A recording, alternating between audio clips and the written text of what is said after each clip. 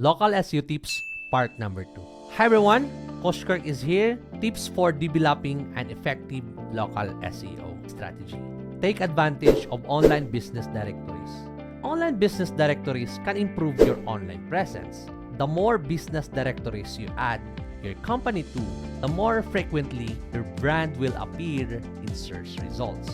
It boosts websites' SEO, local business directories, and optimize their site for keywords, which can increase brand visibility. Updating a business profile on a directory will undoubtedly increase brand visibility, and it can always improve your business reputation and can dominate your search results. Encourage customers to write online reviews. It helps businesses learn more about what their customers think of them. It also helps to identify areas where they need to improve and is used to promote positive aspects of a business.